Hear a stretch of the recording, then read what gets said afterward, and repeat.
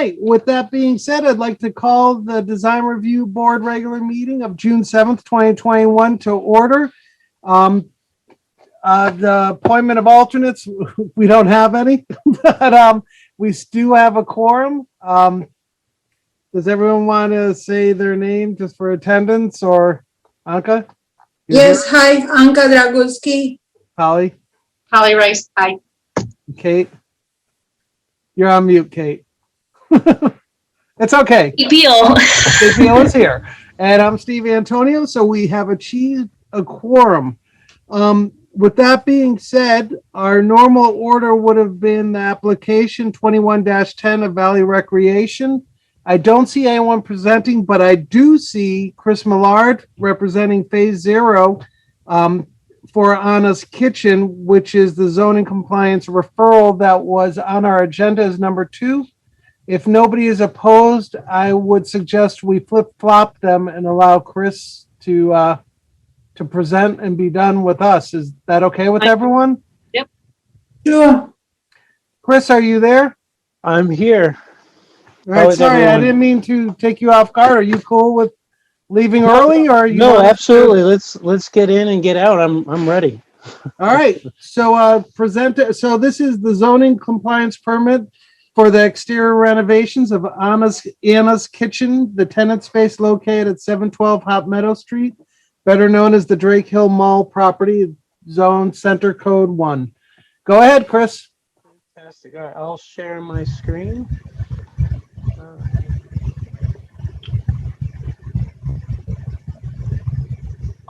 All right, can everyone see that? Yes. Okay, so I've been working with the property owner for Anna's Kitchen. He's looking at renovating their facade to make that restaurant a little bit more inviting and more of a destination location for somebody to go sit and enjoy the food there. With that said, he's looking to renovate the facade and create a portal door system that has a storefront that opens up and allows fresh air in, allows people to move freely from inside and outside of the restaurant. And in doing so, he's creating a fence out on the walkway to kind of contain the tables and chairs that are part of that restaurant. So as we look at the floor plan, this is the proposed plan here of Anna's facade is currently here. There's existing door in the middle. We're looking at fully recreating that storefront. The idea is that it'd be a new aluminum storefront system to match what was recently installed at Fitzgerald's, and I believe even the former Peach Wave, which I guess is now going to be a restaurant. The storefront on those locations are a darker gray material, which is what we're looking to do here as well, so they all match. In this plan, the door can fold open to the side of the restaurant to allow this space to be completely open to the exterior, and then a small outdoor seating area on the patio. The outdoor seating, as I mentioned, would be surrounded by a fence on 3 sides to kind of contain and make that feel more like the restaurant space and segregate it from people walking by. The idea of the fence is it would have this style pattern. It'd be a black iron or black metal fence that's constructed and fixed to the ground. This is not necessarily the greatest picture of the portal door system, but that is a portal door system that allows it to fold open. You usually can't tell if it's a folding door system unless if you look very closely, but it does blend in pretty well to the rest of the aluminum storefront systems that are there. So stop me if I'm confusing anyone. I think it's easy to kind of zoom around and zoom in on these images, but I don't want to confuse anyone by panning the pictures all over. This rendering is a rendering of that facade. We're not proposing any work on the fascia that's currently there up above with the existing Anna sign and the lighting. All of that would remain. However, underneath the canopy, we are proposing some PVC trim to wrap this new aluminum storefront portal door system. Again, just to highlight that restaurant a little bit more, give them some of their own identity. And then here you can see that railing that we've shown uh, encasing the outdoor seating. Uh, Go back to some of these pictures showing the existing Anna's facade. So as I mentioned, none of this will change. It's really just what's happening underneath. And you can see from this picture, and actually the whole front facade, it's kind of dark underneath that awning. So the idea is to bring in some lighter color paint, which is why we're framing out the storefront with the PVC trim. The painting on the trim would match the painting that's currently there on the facade. So you could see there's a mixture of kind of this light tan and there's a darker tan, which it's hard to see in this image, but there's a little bit of a darker tan right here that goes across the front of the Fitzgerald's facade. And actually, I do have some pictures of the center, both left and right, to give you a little bit of idea of context. There's obviously the Webster Bank that's there. I think the Webster Bank is unique to this center. The design is intended to kind of match what's happening along this Fitzgerald's to CVS facade and fit in with the color scheme. No work is being proposed inside at this moment. So the thought is that everything that will stay that's there now will stay with the inclusion of this new storefront and guardrail and seating. Any questions? Yeah, I'll start. Okay. So, under exterior paint colors, I see number 2 is painted aluminum panel. I understand, obviously, the PVC trim. Is the painted aluminum panel the crown molding, for lack of another term? Yeah, but you know what? We actually had aluminum panel. I'm going to scroll here. We actually had an aluminum panel across here at one point. That's gone away, and we've completely replaced it with trim. But there is this aluminum panel that's existing over the storefronts.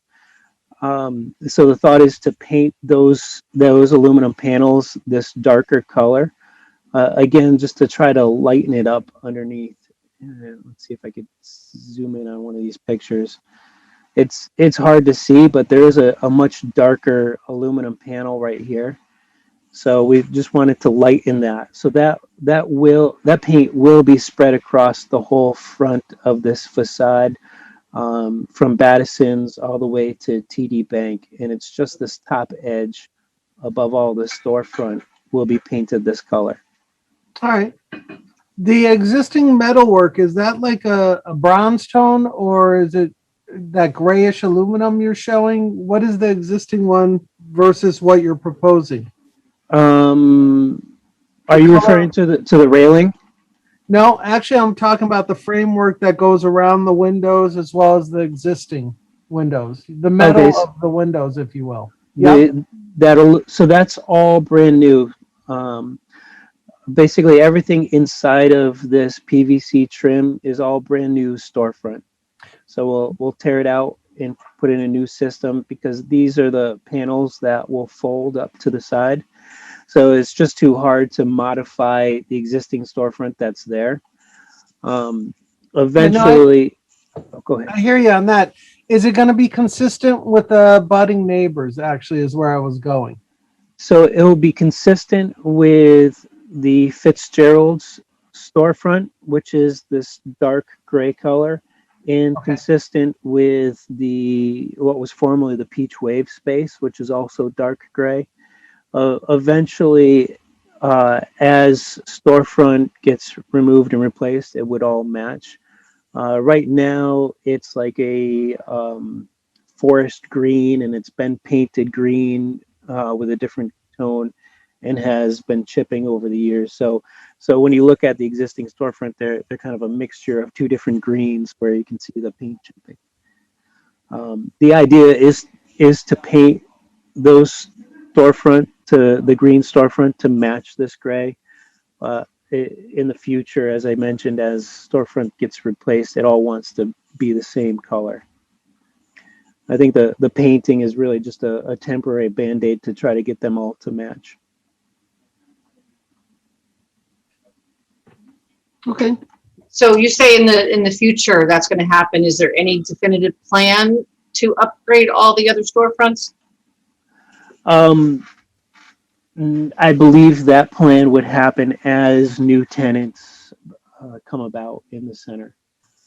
But right now, like I said, it's kind of a patch to, if you will, to paint them, which they have been painted before, but now we're going to paint them to match this new storefront. So this, So there's no plan to update the others in the near future.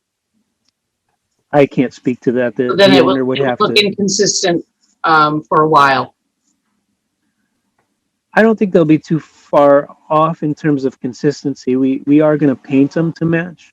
It's just this storefront will have the portal style door, and likely the other tenants will not.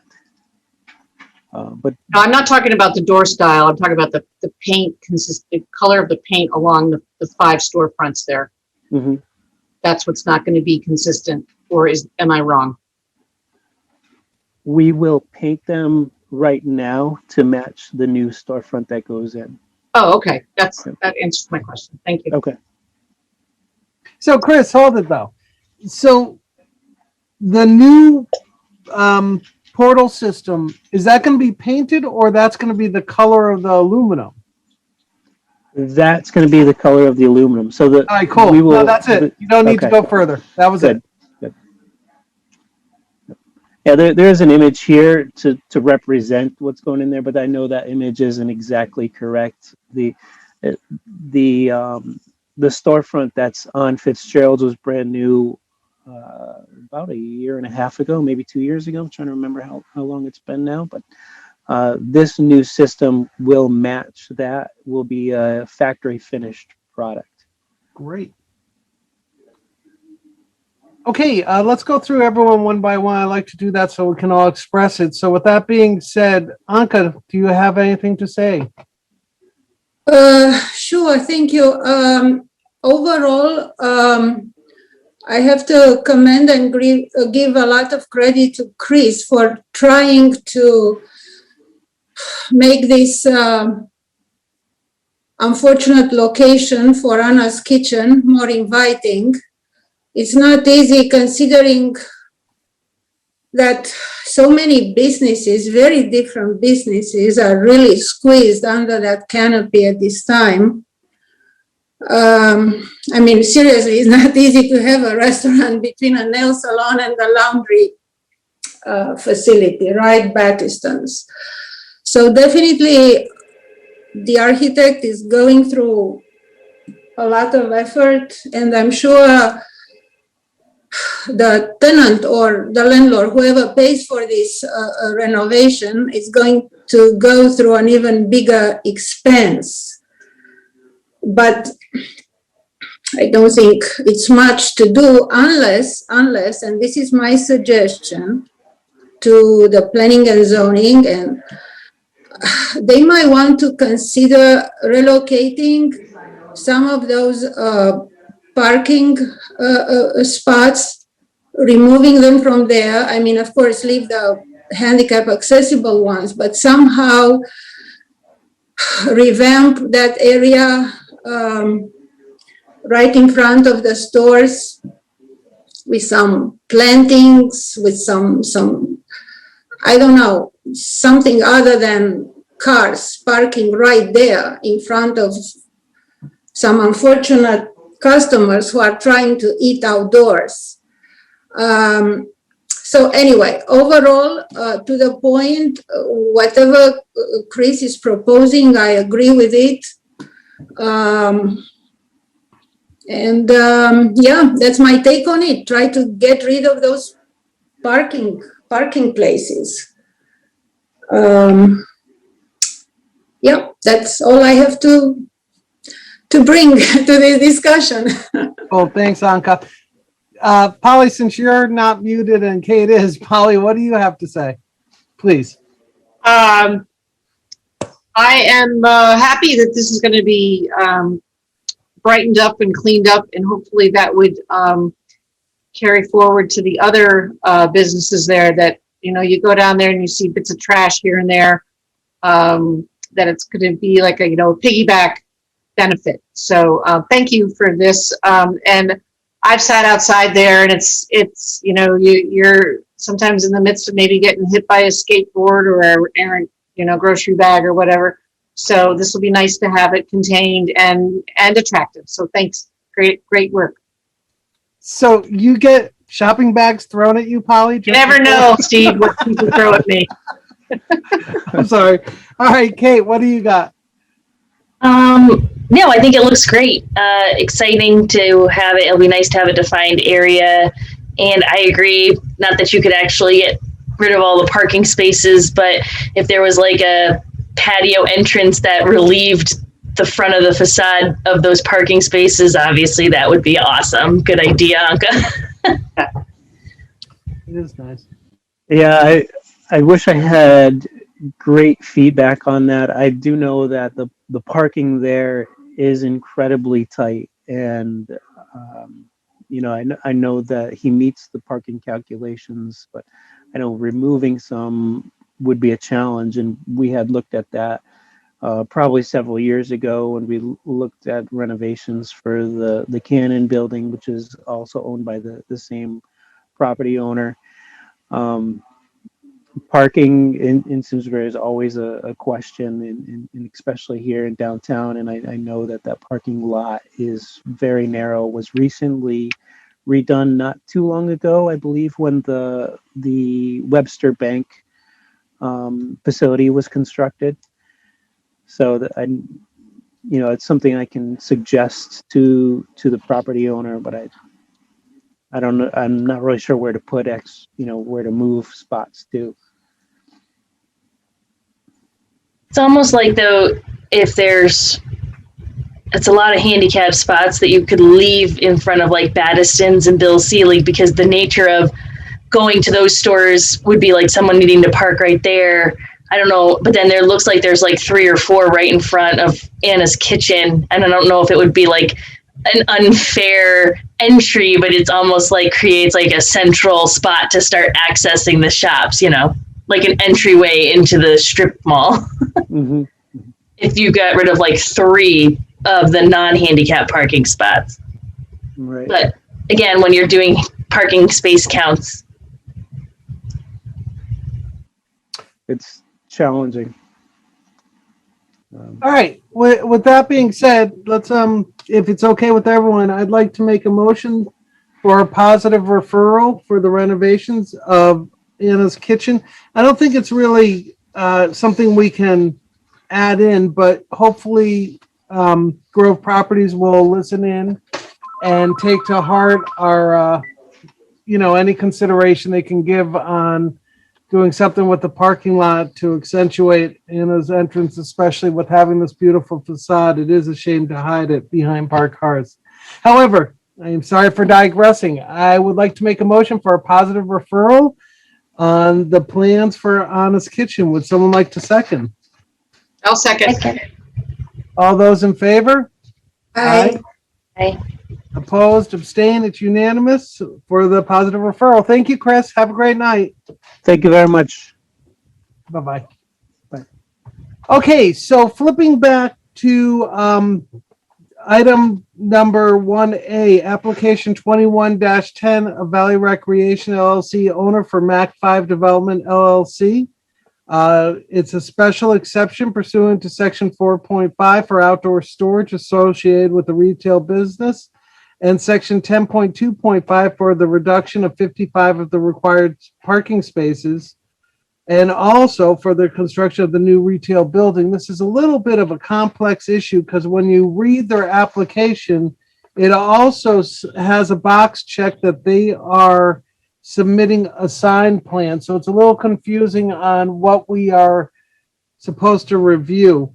Am I correct, Laura? There's no one here to present? You are correct. Okay, we can still deliberate a little bit amongst ourselves or discuss it, or is that not allowed without a representative? It might be easier to see if we can get a representative at the next meeting. Have you met with them previous? I'm sorry, I haven't been No. following.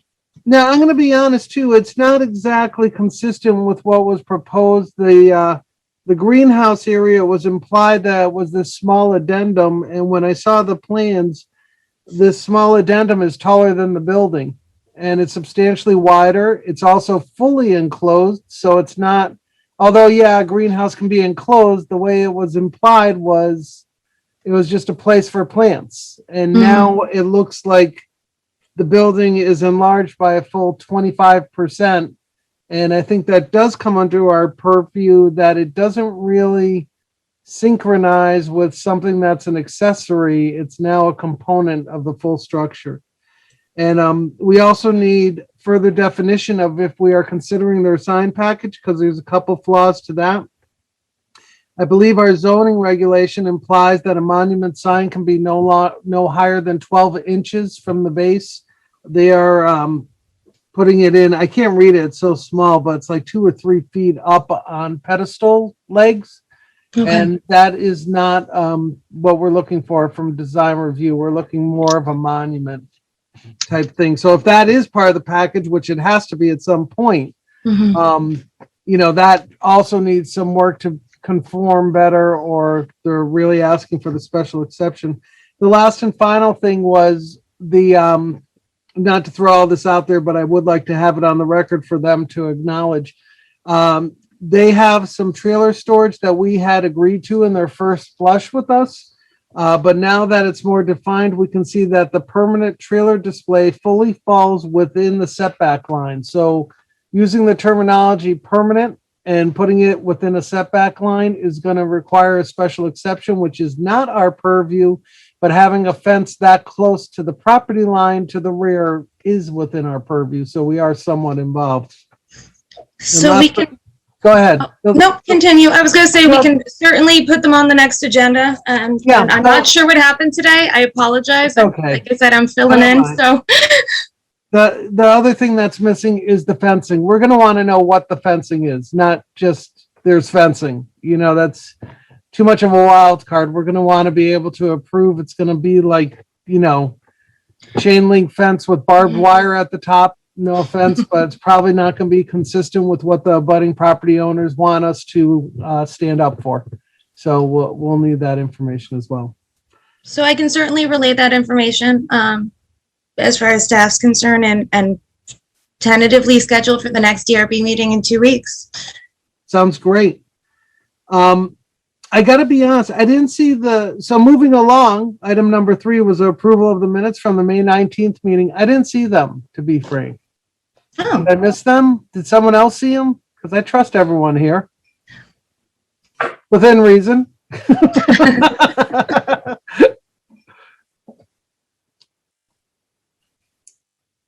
They are there. If the meeting was June. Oh, cripes, I missed them. Wait a minute, May, sorry.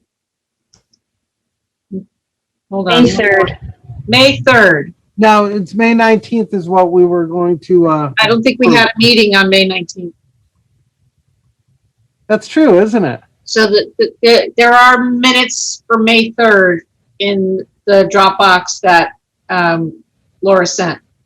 So has anyone had the opportunity to review them, or it's easy enough to continue it to the I would next? continue it because I just saw it when Laura sent this, half an hour ago. So I'm No sure, worries. unless somebody else was able to look at them. No, I think we just continue it to the next meeting and wrap things up if everyone is okay with that. Anna, you're nodding yes. Kate, you are just looking at something, your horoscope. What's going on there? I'm reading the minutes. Do you want us to hold then? No, I wasn't present supposedly, so I was just trying to remember if that was the case. All right. So without further ado, trying to be consistent with expeditious meetings, I'd like to propose that we adjourn. Is there anyone that would like to second that motion? Second. All those in favor? Aye. Opposed, abstain, it's unanimous. We are adjourned. Thank you all for your time. Look forward to